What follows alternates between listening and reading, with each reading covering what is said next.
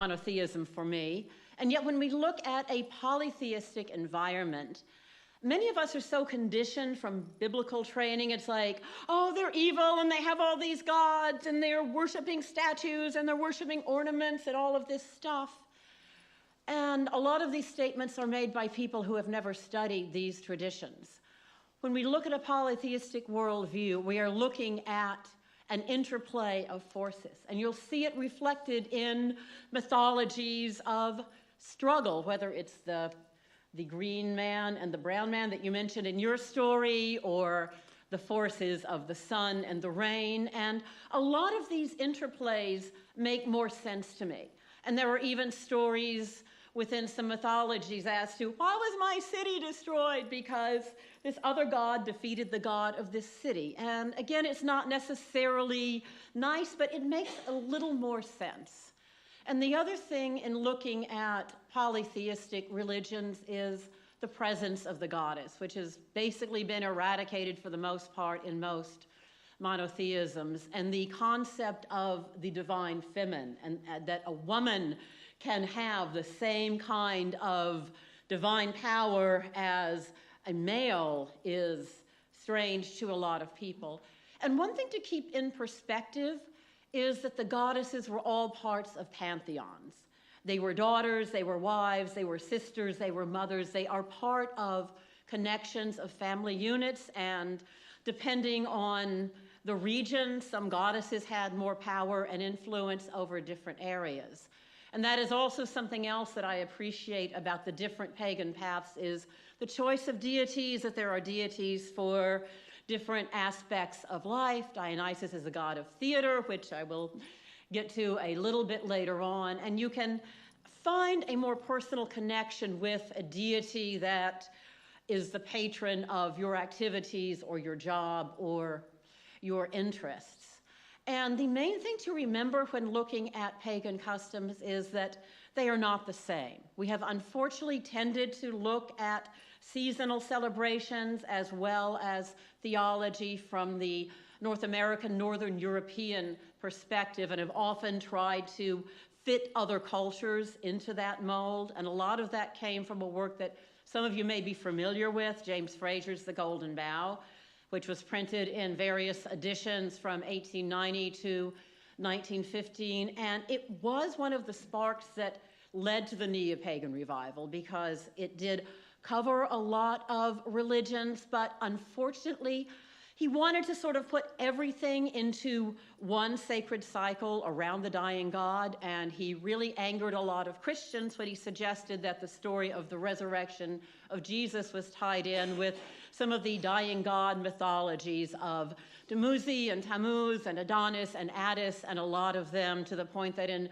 one of his later editions, he even took all that out because a lot of people found it hard to place the story of Jesus in a cultural context. This is something that I do, and I refer to these stories as Hebrew mythology in the same way that I would refer to any other mythology, respectful, but not any better than any other mythologies.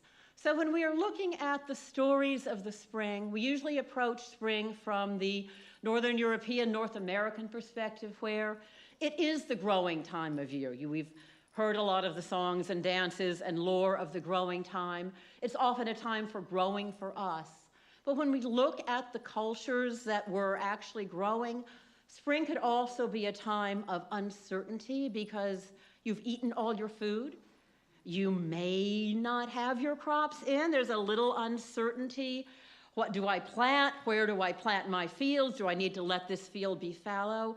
It's a time of watching the sky, watching the weather. It's a time of thinking and planning and figuring out how to use your resources. And in many pagan traditions, the season of spring is associated with air, the air of thought. And I feel like it's very important to also apply thought and reason to a lot of our pagan lore, and to find out what were they really saying. And I hear some people say, well, if a story is really good, it doesn't matter if it's true or not. I very much disagree with this statement, and I tend to challenge statements which are presented as facts without evidence, because I don't want fake news in my politics. I don't want it in my theology either. And sometimes what we have to look at things and say, we just don't know, or there is not enough evidence, or that this is a work of poetic license or personal theology, and these are all valid points, but not to necessarily confuse them with the historical fact. That also ties in with our own fourth principle, a free and responsible search for truth and meaning. Quite a few years ago, I was on Carol Christ's goddess pilgrimage to Crete, which was a wonderful experience. I saw some wonderful, beautiful sacred sites, and we did a wonderful meditation in the bottom layer of Scotini Cave, which archaeology attests to ancient Minoan rituals in there. But we were in the Heraklion Museum, and Carol is going, oh, this is the goddess, and this is a male worshiper. There are no inscriptions saying anything about what these figures are. These are just statues. So after a little bit of that, Big Mouth here says, excuse me, how do we know this? She could not present any evidence. And from then on, a lot of her comments were, in my opinion, this looks like a mother goddess. And the way this guy's standing, he's standing at attention, so maybe he's a posture of worship. We don't know. And unfortunately, a lot of that speculation, combined with a lot of Fraser's research, which has now been proven to be inaccurate, still influences a lot of thought. Fraser's work influenced writers like Joseph Campbell and Robert Graves with a lot of the myth of the hero and the idea of the maiden mother crone, which have become permeated, and yet when we go back and look at a lot of the mythologies, we don't find a lot of evidence for this. And I feel like it's very important for us also to think about our sources, and also to remember that goddess religion was not for women only. One of our major sources about Isis in the Greco world was The Golden Ass by Lucius Apuleius. He was an initiated priest of Isis, and he learned from men who were priests of Isis. In a lot of the Teutonic traditions, female clergy served the male gods, and male clergy served the female gods. The idea in many mythologies that the sun is always masculine and the moon is always feminine also does not hold up. This was very true in Greco-Roman mythology, and because that was the most important and well-known theology in the classical world, and it permeated a lot of the learning of the Renaissance, everyone assumed that that was mythology worldwide, and you see things like, well, a lunar calendar means it was a goddess, and the monotheisms, Judaism and Islam, have lunar calendars. These are not goddess religions. So it's being able to sort of wrap your mind around the fact that, yes, in the Greco-Roman world, the sun is masculine, the moon is feminine. In the northern tradition, it is the sun goddess, Suna, and the moon, Mani, who is masculine. The city of Jericho in Canaan, which has a lot of stories in the biblical world, was named after a Canaanite moon god, Yarick. So it's very important to look at the individual traditions and realize they are not all the same. And actually, this wanting to fit all pagan traditions in a box, it's kind of racist and a bit of Eurocentric supremacist in one sense, because it's the idea of this is our familiar path and we want to put these other cultures into it. So these are some things that I am constantly looking at when I am looking at some of the lore around the spring equinox, which is one of my favorite holidays, and when we are looking at some of the pagan origins of Easter. But the interesting thing is the term Easter is only used in the English and German countries. In other countries, it's a variation of Pascha, which is the Greek word from the Hebrew Pesach, and it may come across as Pâques in French, or Pascua in Spanish, or Paschi in Sweden, or some variation of Pâques, because that was what the Passover celebration, which was right before Jesus was crucified. And I have to look at Passover. A few years ago, I did a service on this, which I know upset a few people, but I find it really problematic. So, short version of that, there's absolutely no evidence that the Hebrews were enslaved in Egypt. And looking at a lot of biblical archaeology, and the first book that comes to mind is Finkelstein's Unearthing the Bible, is that the Canaanite people were there the entire time. They just shifted from polytheism to monotheism. And there's more and more documentation is coming forward. And yes, it's angering a lot of people because it does challenge their cherished values. But I feel like if we can't examine our theology in the light of what we know in terms of archaeology and history, why do we need to tell lies to ourselves? And even if we look at the Hebrew myth, I have some massive problems with it. Passover. What is being passed over? The Hebrew people are there celebrating their feast while the angel of death is out there killing the firstborn Egyptian children. I can't celebrate that. And if you look at, again, then I'm quoting the Hebrew myth here. Pharaoh is ready to release the Israelites. God hardened Pharaoh's heart. He sends in the plagues. Again, this is something that I just have to step back from, and I know there are ways of reframing it, but when it's based on this kind of lore, it is not something that I necessarily want to celebrate. So that is my take on the Seder. And there is some speculation that the Seder festival may have also been from a spring barley festival, the Feast of Unleavened Bread, which was celebrated in Canaan, or even possibly Mesopotamian Akitu festival, because there is a different growing season in that part of the world. And the spring is actually the time of harvesting, and the summer is the dead time, the time of drought when nothing grows, so that's often when the vegetation gods are said to die. But it's a different growing season there. So it's possible, but there are still a lot of scholars that debate that, and it's something that finding actual evidence is very, very difficult. So we now have this Christian holiday of Easter, and the date of which was set by the Council of Nicaea as following the first full moon following the vernal equinox. So it has both solar and lunar implications. As some of you who've looked at lunar calendars know, they can really get slippery because the moon is only 28 days. It does not fit in the solar rotation. So adding the vernal equinox as an anchor point, as a solar point, allowed the date to stay somewhat in line, but Easter still can vary from March to April, and every year we're looking at our calendars going, when is Easter? But it does follow the Passover. And so how did it become Easter? The source we have is an English Benedictine monk known as the Venerable Bede, and he is really the only one who mentions Easter or Aostra or Astara. And he was writing in the 9th century CE in Northumbria, which was one of the northern kingdoms of Saxon England.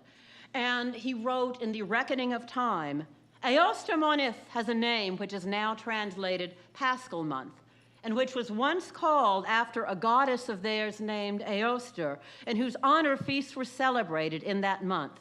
Now they designate that Paschal season by her name, calling the joys of the new rite by the time-honored name of the old observance. And what Bede is describing is what often happened during the conversion process. And remember, Christianity was the first religion that really wanted mass conversions and wanted to go out and bring all the people into this religion. And in some areas where it was closer to Rome or Byzantium, they could supervise a bit more, but in Europe, which was widespread and a lot of poor farming areas, they often did take in a lot of pagan temples and sites and celebrations, which was part of how they could make the new religion familiar by adapting some of the trappings of the old religion. And one thing to keep in mind is most of these people are poor farmers struggling for a living. These are not people who have the luxury of reading and studying and looking at different spiritual systems and building their own theology. For a lot of them, they want their fields blessed, and if it's a priest of Thor or a priest of Jesus, it may not matter that much as long as the fields gets blessed and their crops go. And what happened in Northern Europe was connecting this season to the resurrection is everything springing and beautiful. And if you think about it, this is kind of a really genius piece of marketing to make this palatable, because they were basically importing a Middle Eastern religion into a Northern European system. A much different climate, much different growing seasons, different foods, different celebrations, but bringing that in and incorporating some of what was already there. And I really, really wish we knew more about Aostra.